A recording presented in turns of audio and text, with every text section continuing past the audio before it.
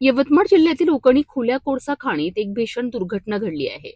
अचानक मातीचा डोंगर आणि गाळयुक्त पाण्याचा प्रचंड लोंढा कोसळल्याने 2 डंपर मातीखाली गाडले गेले आहेत. सुदैवाने चालकांनी प्रसंगावधान राखत वेळेत बाहेर पडल्याने मोठी जीवितहानी टळली आहे.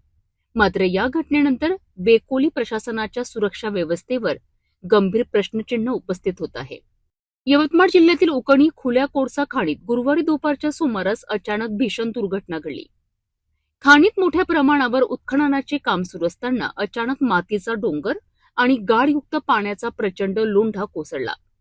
काही क्षणातच काम सुरू असलेले 2 डंपर पूर्णपणे मातीखाली गाडले गेलेत.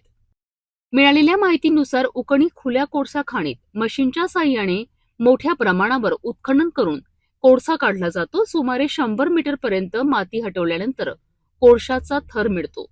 त्यामुळे खाण परिसरात प्रचंड खोल खड्डे तयार झाले आहेत. पावसाळ्यात या खड्ड्यांमध्ये मोठ्या प्रमाणावर पाणी साचते. हे पाणी पंपाच्या सहाय्याने बाहेर काढून वर तयार करण्यात आलेल्या शील्डमध्ये साठवले जाते. मात्र या शील्डची भिंत अचानक सरकल्याने गाळयुक्त पाणी आणि मातीचा मोठा लोंढा खाली आला. घटनेदरम्यान 2 डंपर खाणीत काम करत होते. अचानक माती आणि पाण्याचा प्रवाह आल्याने काही क्षणातच दोन्ही डंपर मातीखाली गाडले गेले. या घटनेमुळे संपूर्ण खाण परिसरात एकच खळबळ उडाली. सुदैवाने डंपर चालकांनी प्रसंगावधान राखत वेळीच वाहनातून बाहेर पडण्याचा प्रयत्न केला. इतर कर्मचाऱ्यांच्या मदतीने त्यांनी स्वतःचा जीव वाचवला. त्यामुळे मोठी जीवितहानी टळली असली तरी कामगारांमध्ये भीतीचे वातावरण निर्माण झाले आहे. या दुर्घटनेनंतर वेकोली प्रशासनाच्या सुरक्षा व्यवस्थेवर गंभीर प्रश्न उपस्थित केले जात आहेत.